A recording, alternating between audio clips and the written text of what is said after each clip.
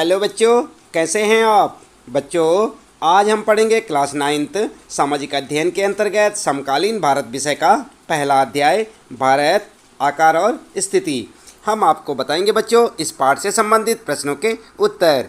तो चलिए शुरू करते हैं। सबसे पहला प्रश्न है यहाँ पर आपका, निम्नलिखित 4 उत्तरों में से सही उत्तर चुनिए।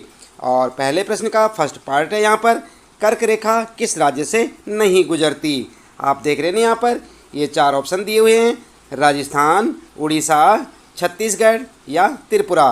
तो यहाँ पर आपको सही ऑप्शन चुनना है बच्चों, और इसका सही ऑप्शन होगा उड़ीसा, यानी कि ख वाला ऑप्शन इसका बिल्कुल करेक्ट ऑप्शन होगा। तो आप इसे लिख सकते हैं। इसके बाद बच्चों पहले प्रश्न का सेकंड पार्ट है, भारत का सबसे पूर्वी देशांतर कौन सा है। और इसके 4 ऑप्शन हैं आपके सामने। क वाला है 97 डिग्री 25 मिनट पूरब, और यहाँ पर है 77 डिग्री 6 मिनट पूर्व, और 68 डिग्री 7 मिनट पूर्व, 82 डिग्री 32 मिनट पूर्व। और यहाँ पर आपको करेक्ट ऑप्शन चुनना है। तो आप देख सकते हैं करेक्ट ऑप्शन होगा इसका 97 डिग्री 25 मिनट पूर्व, यानी कि आपका क वाला ऑप्शन बिल्कुल करेक्ट ऑप्शन होगा। आप इसे लिख सकते हैं। इसके बाद बच्चों पहले प्रश्न का थर्ड पार्ट है, यहाँ पर पूछा है उत्तराखंड, उत्तर प्रदेश, बिहार, पश्चिम बंगाल और सिक्किम की सीमाएं किस देश को छूती हैं। और ये हैं इसके 4 ऑप्शन यहाँ पर, चीन, भूटान, नेपाल या म्यांमार। तो यहाँ पर आपको एक सही विकल्प चुनना है, और उत्तर होगा आपका ग नेपाल, यानी कि ग वाला आपका बिल्कुल करेक्ट ऑप्शन होगा। आप इसे लिख सकते हैं। इसके बाद बच्चों पहले प्रश्न का फोर्थ पार्ट है, यहाँ पर पूछा है ग्रीष्म अवकाश में आप यदि कवरत्ती जाना चाहते हैं तो किस केंद्र शासित क्षेत्र में जाएंगे। तो यहाँ पर आप देख सकते हैं 4 ऑप्शन है आपके लिए, पौंडीचेरी, लक्षद्वीप, अंडमान निकोबार और दीव और दमन। तो यहाँ पर आपका ख वाला ऑप्शन बिल्कुल करेक्ट ऑप्शन है, लक्षद्वीप। तो यहाँ पर आप इसे लिख सकते हैं, उत्तर में लक्षद्वीप। अगला पार्ट है यहाँ पर आपको पूछा है, मेरे मित्र एक ऐसे देश के निवासी हैं जिस देश की सीमा भारत के साथ नहीं लगती। आप बताइए वह कौन सा देश है। तो यहाँ पर भी आपके लिए 4 ऑप्शन हैं, भूटान, ताजिकिस्तान, बांग्लादेश और नेपाल। तो यहाँ पर आप उत्तर में लिखेंगे ख वाला ऑप्शन बिल्कुल आपका सही होगा, कौन सा, ताजिकिस्तान। आप इसे अपने उत्तर में लिख सकते हैं। इसके बाद बच्चों दूसरा प्रश्न शुरू होता है यहाँ पर आपका। इसमें पूछा है निम्न प्रश्नों के उत्तर संक्षेप में दीजिए। और इसका फर्स्ट पार्ट है बच्चों, अरब सागर तथा बंगाल की खाड़ी में स्थित द्वीप समूह के नाम बताइए। दक्षिण में कौन कौन से द्वीपीय देश हमारे पड़ोसी हैं।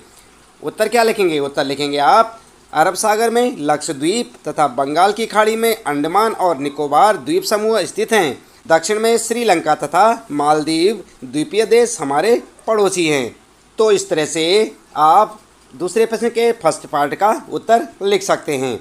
इसके बाद बच्चों दूसरे प्रश्न का सेकंड पार्ट है, और उसमें पूछा है उन देशों के नाम बताइए जो क्षेत्रफल में भारत से बड़े हैं। उत्तर क्या लिखेंगे, उत्तर लिखेंगे रूस, कनाडा, अमेरिका, चीन, ब्राज़ील और ऑस्ट्रेलिया क्षेत्रफल में भारत से बड़े हैं।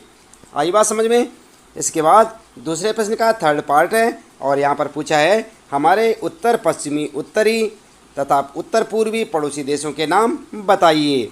और यहाँ पर आप उत्तर लिखेंगे, सबसे पहले लिखेंगे हमारे उत्तर पश्चिमी पड़ोसी देश, और हेडिंग डाल के लिख सकते हैं बच्चों पाकिस्तान, अफ़गानिस्तान। ठीक है।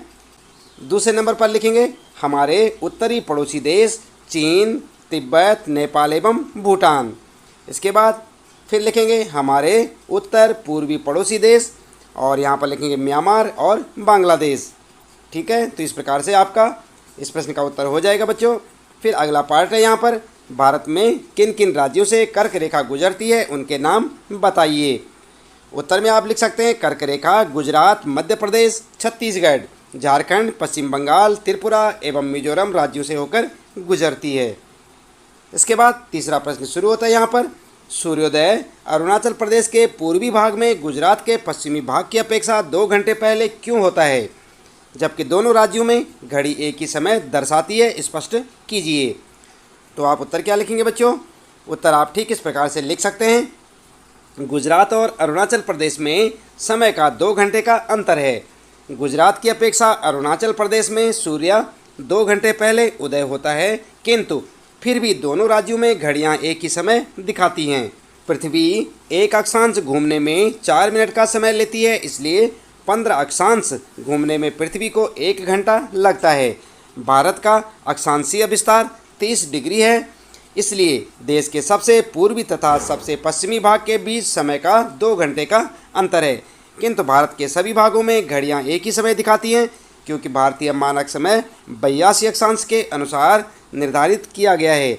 इसलिए गुजरात और अरुणाचल प्रदेश दोनों ही राज्यों में घड़ियां एक ही समय दिखाती हैं। आई बात समझ में?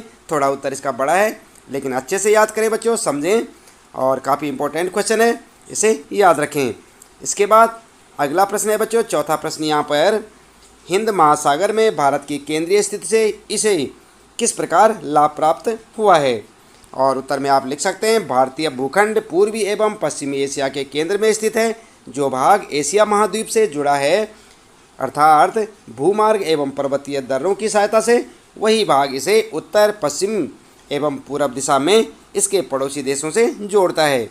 दक्षिण प्रायद्वीपीय भाग हिंद महासागर के अंदर दूर तक चला गया है, जिससे भारत को पश्चिमी तट से पश्चिमी एशियाई, अफ्रीका और यूरोप तथा दक्षिण पूर्वी एवं पूर्वी तट से पूर्व एशिया के देशों के साथ नज़दीकी संबंध बनाने में मदद मिलती है। भारत की सामरिक स्थिति ने प्राचीन समय से ही जल एवं थल मार्ग से विचारों एवं सामान का आदान प्रदान में सहायता प्रदान की है। यही कारण है कि हिंद महासागर में भारत की स्थिति अत्यंत महत्वपूर्ण है।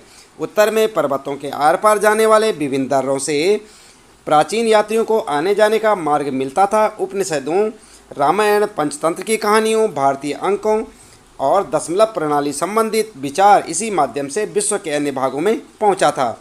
मसाले, मलमल और व्यापार का अन्य सामान भारत से अन्य देशों में ले जाया जाता था। दूसरी ओर यूनानी मूर्तिकला, पश्चिम एशिया से विभिन्न प्रकार के गुंबद एवं मीनार बनाने की भवन निर्माण कला देश के विभिन्न भागों में देखी जा सकती है। हिंद महासागर में किसी भी अन्य देश का समुद्र तट भारत जितना बड़ा नहीं है, और वास्तव में हिंद महासागर में भारत की महत्वपूर्ण स्थिति के कारण ही इस महासागर का नामकरण भारत के नाम पर किए जाने को सही ठहराता है। तो ये था बच्चों यहाँ पर चौथे प्रश्न का उत्तर। आप ठीक इस प्रकार से लिख सकते हैं। इसके बाद बात करते हैं यहाँ पर मानचित्र कौशल की, और यहाँ पर पहला प्रश्न आपके लिए, निम्नलिखित की मानचित्र की सहायता से पहचान कीजिए। और फर्स्ट है यहाँ पर आपके लिए अरब सागर और बंगाल की खाड़ी में स्थित द्वीप समूह।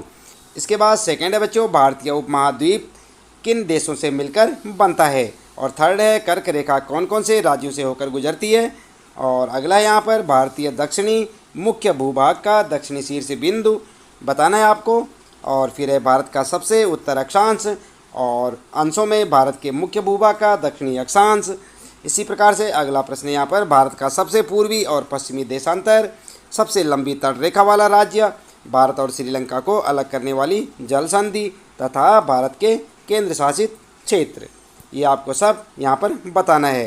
तो आप देख सकते हैं बच्चों, आपकी पाठ्यपुस्तक में इस प्रकार से एक मानचित्र आपको देखने को मिलेगा भारत का, और आप इसमें सारी स्थितियाँ देख सकते हैं। उत्तर में आप इस प्रकार से लिखेंगे। नंबर 1 में लिखेंगे, फर्स्ट का आंसर लिखेंगे यहाँ पर लक्षद्वीप। सेकंड के लिए लिखेंगे भारतीय उपमहाद्वीप बनाने वाले देश, भारत, पाकिस्तान, नेपाल, भूटान और बांग्लादेश। इसी प्रकार से थर्ड के लिए लिखेंगे गुजरात, मध्य प्रदेश, छत्तीसगढ़, झारखंड, पश्चिम बंगाल, त्रिपुरा और मिजोरम। इसके बाद फोर्थ में लिखेंगे कन्याकुमारी। अगले में लिखेंगे 37 डिग्री 6 मिनट उत्तर। और फिर लिखेंगे, अगले का लिखेंगे 8 डिग्री 4 मिनट उत्तर।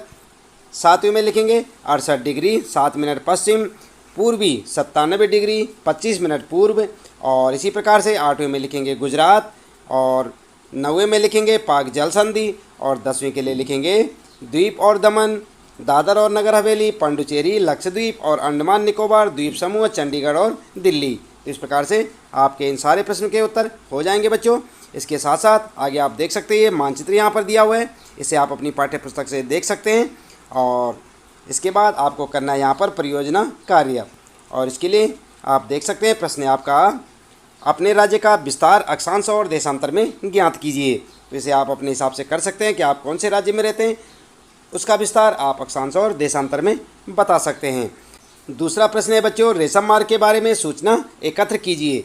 यह भी ज्ञात कीजिए कि किन नई विकास योजनाओं द्वारा उच्च पर्वतीय क्षेत्रों में आवागमन के मार्ग विकसित किए गए हैं।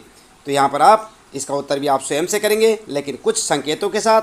आप याद रखें, निम्नलिखित संकेत आपकी सहायता कर सकते हैं, जैसे कि रेशम मार्ग चीन एवं भूमध्य सागर के बीच अंतर्राष्ट्रीय व्यापार का एक महत्वपूर्ण मार्ग है, क्योंकि इस मार्ग से होने वाले व्यापार में रेशम का एक बड़ा हिस्सा होता था। अतः 1877 में फर्डिनेंड वान रिक्टाफेन नामक एक प्रसिद्ध जर्मन भूगोलवेत्ता ने इसका नाम रेशम मार्ग रख दिया। पारंपरिक रेशम मार्ग पूर्व एवं पश्चिम के बीच संबंध के कारण विकसित हुआ, जिसने सांस्कृतिक विरासत के आदान प्रदान को बढ़ावा दिया। हाल के वर्षों में रेशम मार्ग एक बार पुनः समुद्री मार्ग एवं थल मार्ग दोनों से प्रयोग किया जा रहा है। आई बात समझ में? तो इस प्रकार से आप इन संकेतों को ध्यान में रखते हुए सूचना एकत्र कर सकते हैं बच्चों। इसके साथ ही इस पाठ से संबंधित प्रश्नों के उत्तर यहाँ पर समाप्त होते हैं। उम्मीद है कि आपको अच्छे से समझ आए होंगे। इसी प्रकार लगातार कक्षा 9 सामाजिक अध्ययन के अंतर्गत समकालीन भारत विषय के सभी पाठों के प्रश्नोत्तर जानने के लिए लगातार जुड़े रहिए हमारे साथ। यदि आपने चैनल को सब्सक्राइब नहीं किया तो चैनल को सब्सक्राइब अवश्य कर दें, बेल आइकन भी दबा दें बच्चों, ताकि आपको आने वाली प्रत्येक पाठ की वीडियो की नोटिफिकेशन मिलती रहे। और लगातार जुड़े रहे हमारे साथ। मिलते हैं फिर अगली वीडियो में नए पाठ के कुछ नए प्रश्नोत्तरों के साथ।